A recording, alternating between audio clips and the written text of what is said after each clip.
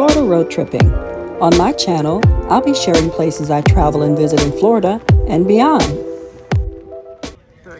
Florida Road Trippin'. Like and subscribe. Hello everyone. In this video, you'll see the 14th Annual Native Rhythms Festival, which was held in Melbourne, Florida. This is in recognition of Native American Heritage Month. November is federally recognized as National Native American Heritage Month. During this month, American Indian and Alaskan Natives are honored and celebrated for their rich and varied cultures, traditions, history, and societal contributions. The NNAHM gives us an opportunity to become more educated about Native Americans, increase our knowledge of unique challenges faced by this population, and better understand historical trauma, such as colonization and genocide, has impacted Native peoples. And now it's time for the show to begin. So sit back, relax, and enjoy.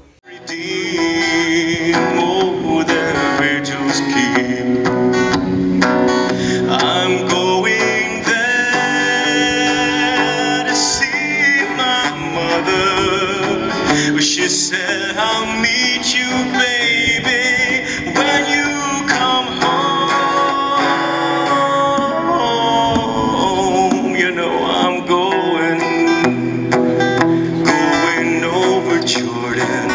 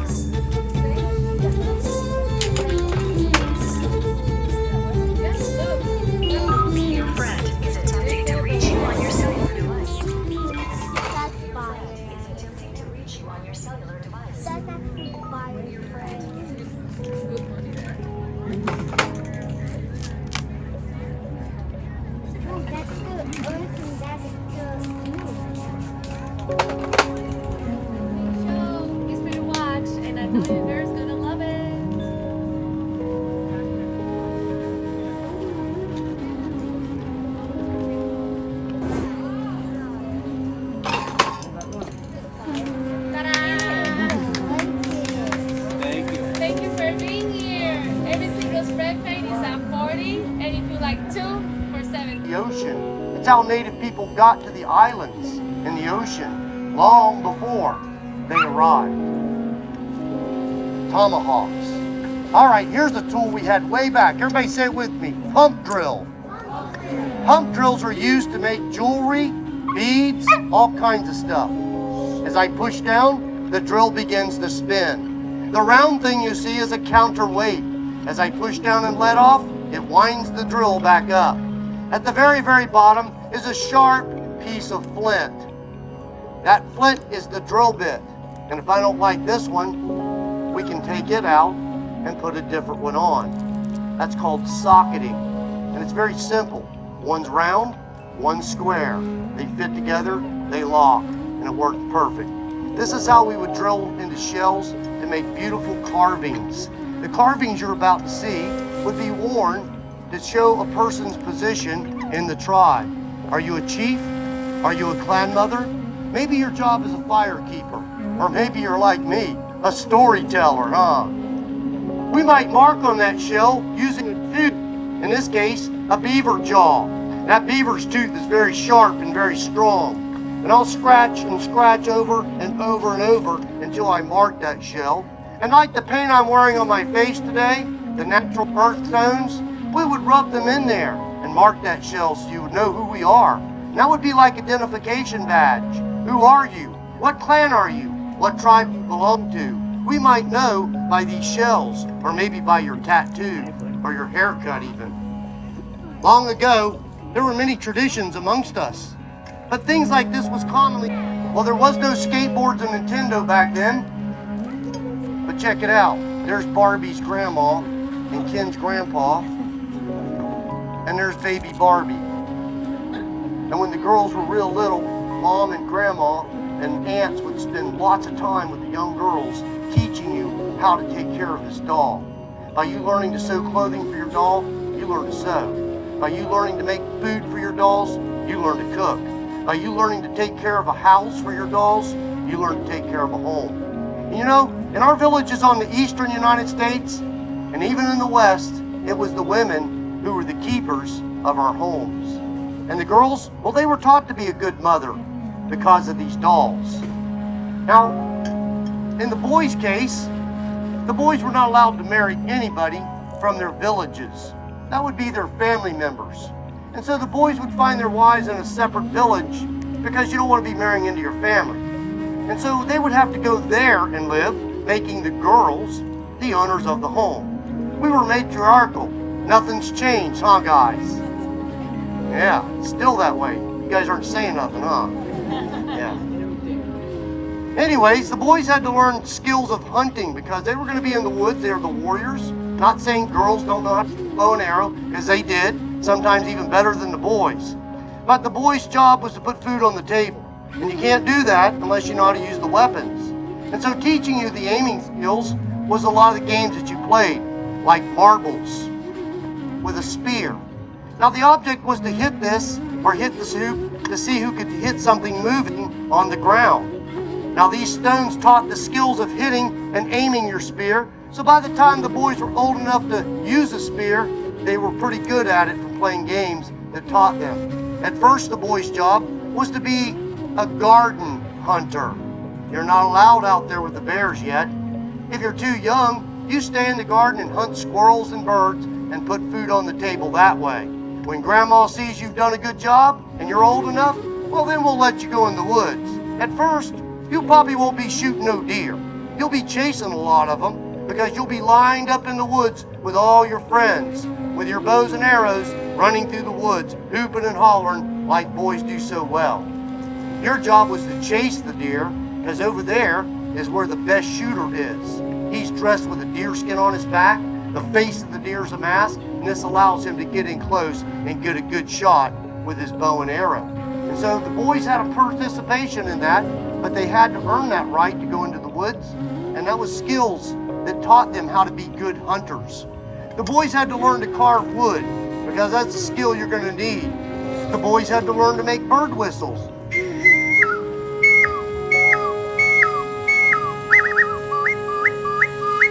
By making bird calls and bird whistles, you could be a skilled hunter by making sounds of the animals and tricking them. Flutes.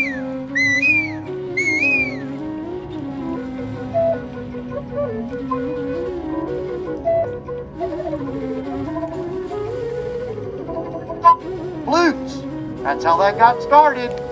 Everybody say ball game. Long ago, the ball games were played for fun and sometimes to settle war amongst our native tribes. In the northern United States, native tribes played the one-stick version we all know today as lacrosse, a name the French gave it probably because of the crossed webbing.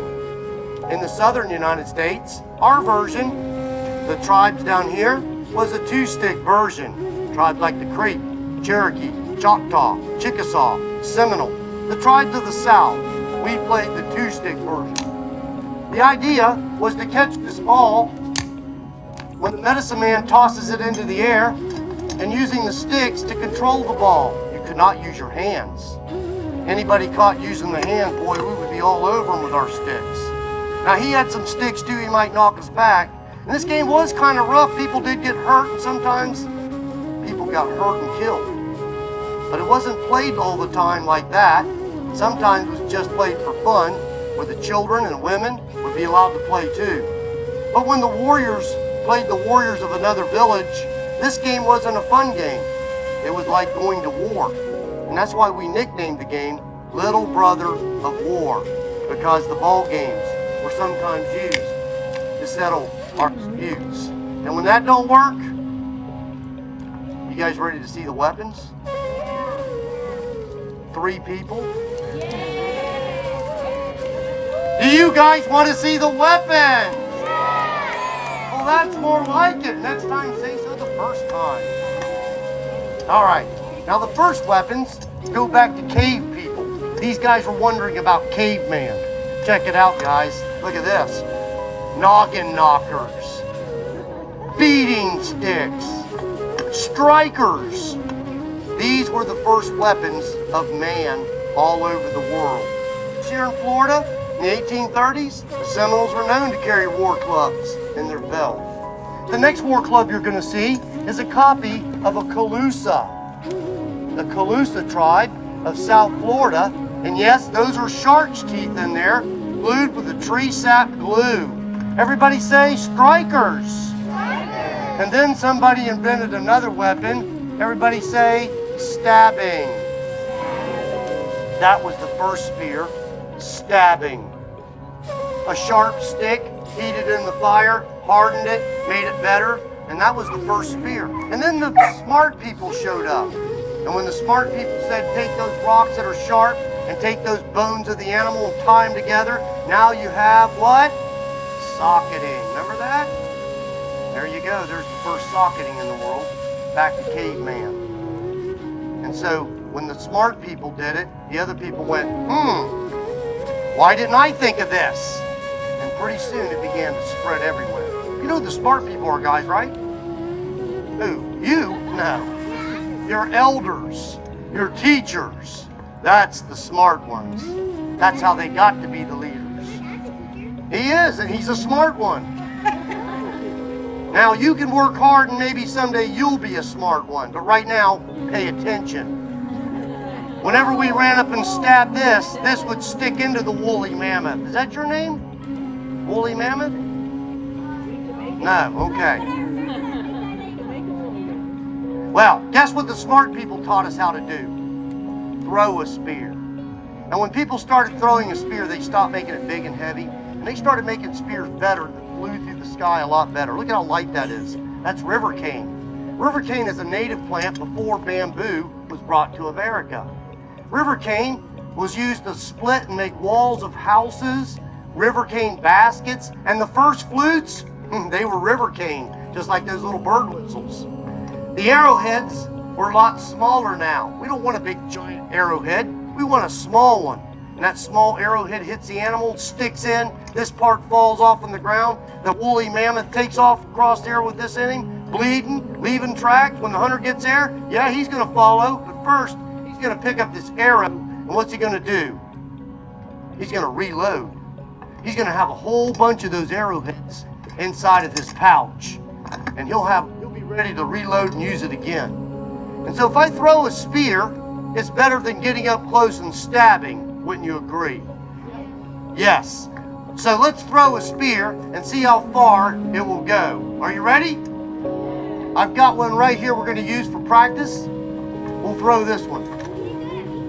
Can I throw it at you? I don't know. Everybody count to 3 really loud. Go! 1, 2, 3! Yeah! Not very far, huh?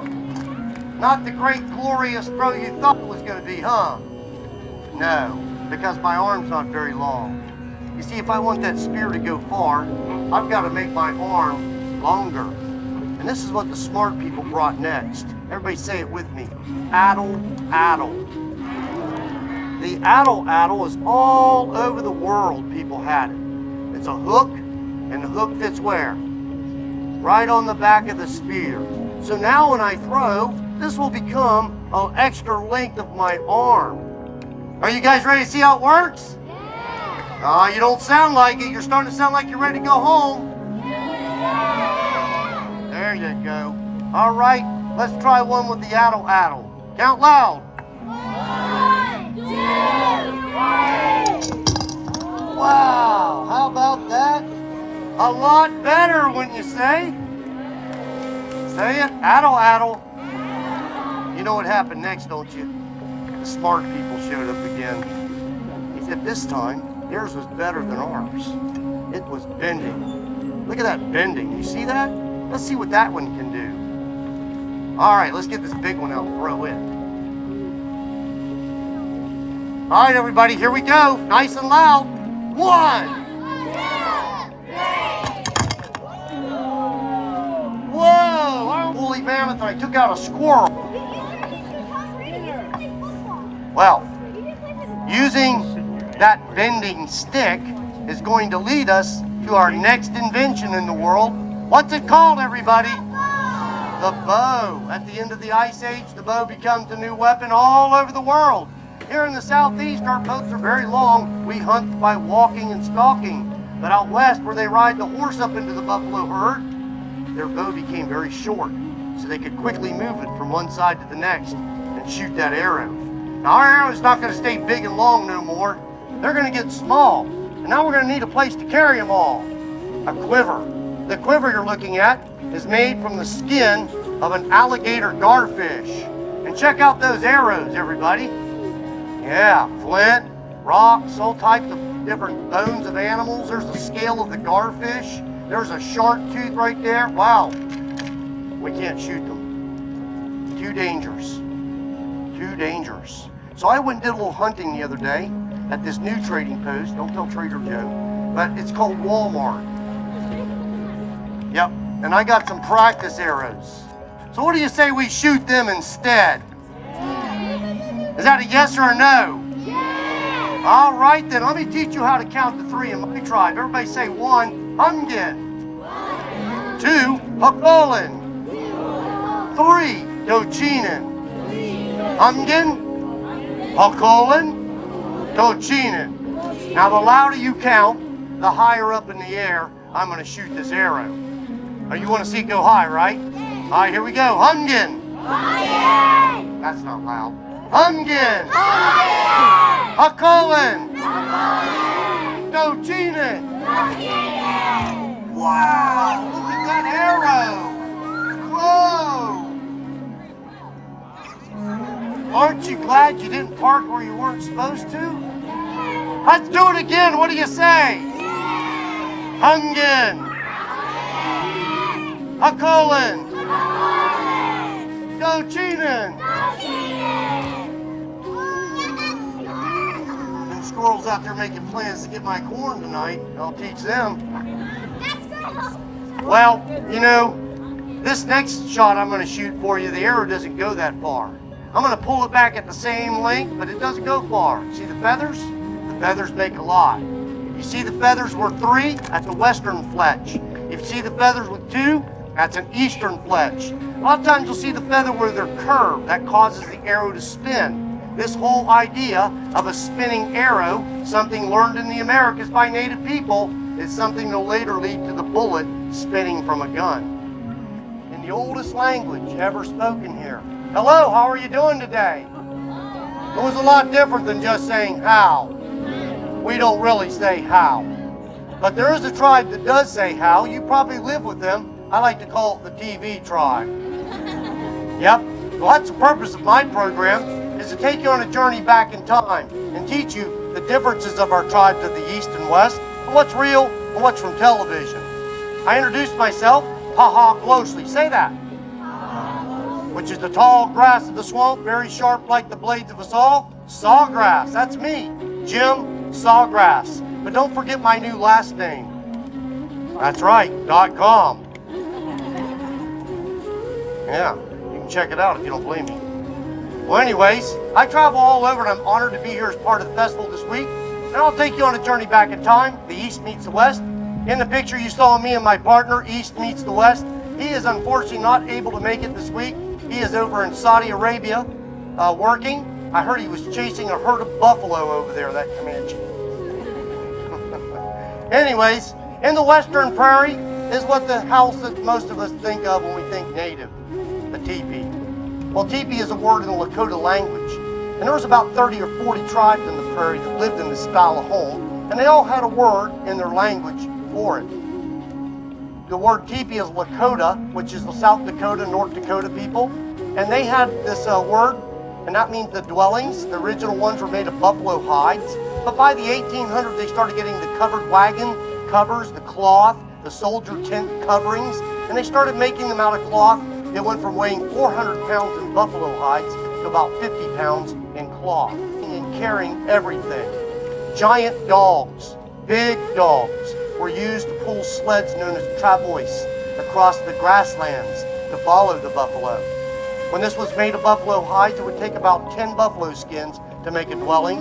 And where the two buffalo skins met, they would pin them together using lace pins, just like you see there. This has been opened so you can see inside what life would be like in the 1800s living in a teepee or lodge. The flaps that you see there can be folded to keep the rain out. They can be opened to let the smoke out. They can be turned depending on which way the wind is. Normally the door of the teepee would actually face the east where the sun rises, as the wind comes out of the back in the west where the rough winds hit. And that way, this house was perfectly designed for the open prairie out west. In the eastern United States, Native Americans east of the Mississippi River never lived in this style of home. Our homes were completely different. At the end of the Ice Age, agriculture became the way of life for many Native people. We began trading seeds from one hand to the next. Food like corn, beans, and squash became staples in our village, and that allowed villages to stay and not have to follow animal herds. And when villages become permanent and crops become good, the village grows, and that allows mound building. Mound building is something going on before Columbus for thousands of years.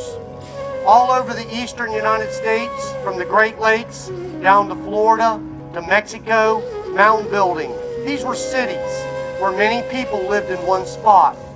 And living in these one spots, people carried things from far away and traded things with each other. Shells like the one that I blew as a signal horn would have been very common here in Florida. But up in the mountains where there are no shells, it would be extremely valuable. And people would go to great lengths to carry things from far, far away from their villages. From the Great Lakes, the Ojibwe homes of the wigwams. Everybody say that, wigwam. That's the house they lived in, made of grass mats, cattail reed mats, and bark covering a dome-shaped house. Up there, they had copper nuggets from the Great Lake shores that they would gather, and they would carry them and trade them. They would get pounded out to make ear spools and to make jewelry way back in the days of the mound building. From out west, volcanic glass known as obsidian, extremely sharp for surgical steel, sharper than surgical steel, and it was very prized in trade. Okay, not so much in the east, you don't find a lot. Here we had flint and coral to do the same. But trading things back and forth was something Native people have been doing for a long time. In the Great Lakes, the wigwam, but if you go over to the northeast, the longhouse, was sometimes 100 foot long, made of bark of the trees. The Cherokee lived in log cabins in the Smoky Mountains, made with the bark peeled from the trees. In the swamps, the Seminole built the house known as a chickie. Say that, chickie. I have built a small one for you today. This is only a miniature. Some of our chickies were big enough for all of us to get inside of. Wherever palm leaves grow, that's what the people use for the roof of the house. And wherever palm leaves don't grow, well, there they might have used something else, like the bark peeled off the trees. We would go to great extents during the springtime when the water is up in the tree to get the bark off the tree. First, we would use cutting tools and cut the bark and pry it with antlers and wedges to help get the bark off the tree in giant pieces. When it's wet, it can be dried flat, and then it can be put on the roof in rows just like shingles, the same as the palm leaves, in rows just like shingles. Done properly, those roofs can last for many years. If I fold it up, I can make baskets and buckets. The outside bark is very tough. The inside bark is very stringy, and that's what this rope is made out of. You see, nature gives us what we want. All we have to do is know how to use those things of nature, and we can survive, and we can live. And don't worry, girls, I haven't forgotten you. There you go, the original Gucci. See there? We also can show you what plants are food, what plants are poison, medicine, which ones you could rub on your skin and stop bugs from biting you. There are many plants that do that. Which ones make good rope? Here in Florida, the Spanish moss was often collected. They would boil it in water to kill the bugs and then twist it and make rope. The longer you make it, the more rope you got. You can make rope out of many different grasses. Everyone say yucca. Grows right here in the park, right over here. There's a stand of it. This leaf is sharp needle on the end. It's got little hairs all over, which says good rope making. We could take those strings apart, twist it, and make our cordage for fishing lines, fishing nets. And when you look over there where the big alligator is, you'll see all types of fish hooks, nets, and spears. We were fishermen. The tribe was nicknamed the Creeks by English, because that's where we lived, by rivers and by creeks. So yucca makes good rope. Yucca also has a stem that's the best wood there is in the forest for rubbing sticks together and making fire. Yucca has a good root that is nature's soap. So soap, rope, and fire is what we get from yucca. One thing you don't want to do is eat it. Remember, it's yucca. Yes, we were fishermen. We fished the rivers, we hunted the animals, and we farmed the villages around our villages. If you're wondering why the corn is hanging there, this was the way we dried the food back in the day. There was no refrigerators. My friends are going to walk around some of the farming tools that you would have found in our village for planting many crops that we eat, especially during the Thanksgiving time. A lot of the food on the table traditionally was food that the natives had brought to the feast. Corn, bean, squash, potatoes, pumpkins, sunflowers, strawberries, blueberries, many food, peppers, avocados, tomatoes, peppers, vanilla. You guys like chocolate? Well, there you go. You get lots of chocolate for Halloween? So did I. You know what I was? A cowboy. That was my costume. What'd you think of those farming tools? That's what they looked like before John Deere showed up. That's Frida. Hold that one up so they can see that. Look at there. That's made out of shell. And so those are tools for planting. And all them foods we named, well, about 60% of the world's foods as far as growing foods were foods that originated here in the Americas. Farming. We were farmers. Well, when it was time to dry that food, and it was dried out, we had to have a place to store it. Now, a special village house known as a storehouse was up on stilts. Smoky fires were built up underneath this house, and then the granary would be stored into this house. The smoke would fill the house up. That would keep the bugs out and keep the animals from trying to get to the food by keeping those smoky fires. Meat would also hang in there, and the meat would get smoked into jerky. That's how the meat was smoked. Other ways of smoking that meat was to use a roasting method we call today, from the native word, everyone say it with me, barbacoa. It's from the tribes of the island that met Christopher Columbus, the Taino. In the Taino language, barbacoa, where they slowly cook the meats. Another word in their language you might have heard of recently, hurricane. Yeah. Well, the Taino people were the ones that Columbus met. Yeah, that guy, you know who I'm talking about. He thought he was in India. 574 Native American tribes today in the United States. And that's not counting the old tribes. Where'd that map go? There you go. We're going to walk this around. Let you see this. I'll let you grab that, Joe. As he walks us around, you're going to see the names of these old tribes. They're called them the lost tribes because they no longer exist. What was left of these people merged with the Spanish of St. Augustine, and when the Spanish left Florida to the British, they went with them to the islands. And some of their descendants are still there today. Okay? Some of them stayed and they merged with other Native American tribes. Freedom at Fort Mose. They too joined up with these tribes. This mixture of native peoples, the Spaniards called Cimarron. Say it, Cimarron. Our way of saying it's a little different. We don't have the R part, so I guess we wouldn't be a good pirate. I mean, I guess we wouldn't say it like that. We'd say it like this. Seminole. And now you know where that word comes from. They were a mixture of native groups and the runaway slaves that came before them. Storing the food was very important. If I want to seal this, I've got to make a seal. Right here I've got the sap of a pine tree mixed with ground up charcoal to fire. When it's cooked and making it, it's like lava. And we can paste it on there and seal what we want. But when I'm ready to use this one, and since it's already hardened, I'd have to scrape a coal from the fire and lay it there and soften it back up. But there you go. That sap that gets on your cars, now you know the use of it back then. That's the J.B. Weld of the caveman day. Now Henry has been cooking on those stones all day over there, and he's prepared a feast for us. He's been cooking all types of food. That's slate rock we are cooking on, and that's one of the oldest type of ovens of the world. Another ancient way of cooking was to take that animal skin Trader Joe's picking up. We would dig a hole in the ground, wet the animal skin so it will line the hole. And then we'll put our water and food in there, hot stones from the fire, the right type of stones that you can put in a fire and they don't pop. They would be used to put back and forth from the fire until we've cooked our food. In the West, many of the tribes learned to take the stomach of an animal, like a buffalo, and clean it out and use it as a cooking pot. Kind of like a hot pocket, huh? Everybody say pottery. Taking the clay and shaping it and drying it and making our pottery. Some of the oldest clay cooking pots in the United States are found right here in Florida along the St. Johns River. Imagine having a turtle shell for your plate tonight.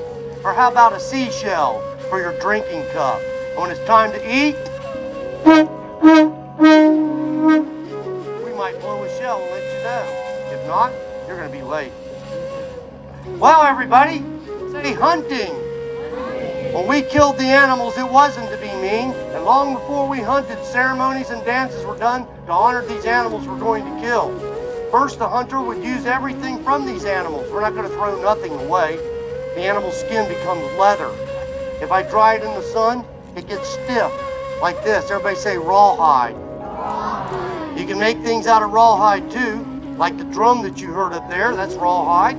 But if I want to make soft leather like my leggings and shoes, well, then we've got to tan the hide.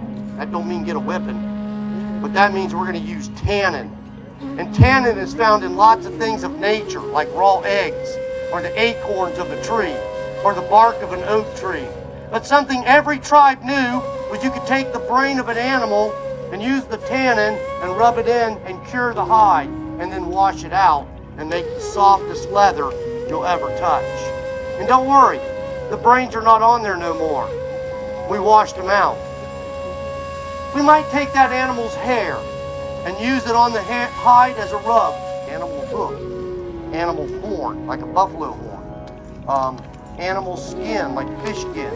We boil it melted, just like we do the tree sap glue. This is the toenails of a deer. Something else we would use this for is a rattle. Traditionally, this was a sound you would hear in our dancing.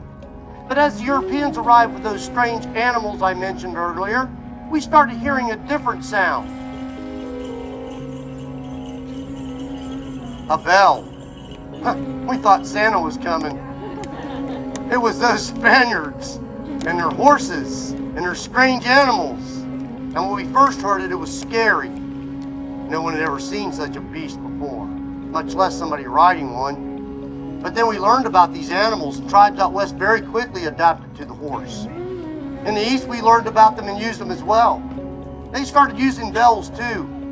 Today, when you see our dancing, you hear bells. And now you know how we got it. But traditionally, that's the sound you would hear in our dancing. Inside of the deer's toenail is a sharp little bone. And that sharp little bone is perfectly shaped for what? An arrowhead. And what ties that arrowhead on there? The deer's tendons. Animal tendon soaked in water, pounded with a rock, becomes string. When it's wet, it stretches. When it dries, it tightens.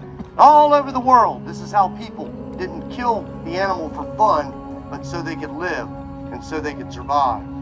The animal's bladder, you have a water bottle? You have a water bottle? Well, back then it would be an animal bladder. Aren't you glad you got your water bottle? Yeah. So nature gives us what we want. You know, Trader Joe, we even use the guts of the animals. What do you think we use that for? To eat? Not me. Munchie for the alligator, he loves it. Especially his uncle over there. See him over there, that big one? I've got some of his teeth right here around my neck. Those are alligator teeth. I've got the alligator's tail hanging right over here, made into a quiver. Check this one out. It's where I keep my sword, made from the nose of a swordfish. Maybe I'll take the alligator's foot and I'll make it into a pocket. See there? What's in your wallet? Well, mine makes a good back scratcher. The alligator's meat, it's very good to eat. Trader Joe, I've got something over here pretty special. I've got the alligator's juice, the drippings. Anybody ever have the drippings? Right here. Here, Trader Joe, would you like to try it? Huh? Here, open it up and have a sip. There you go. That means he likes it. English call it Gatorade. He's Spanish, you don't understand. Well, anyways, long ago, we would use everything from the animal. He wasn't killed to be mean.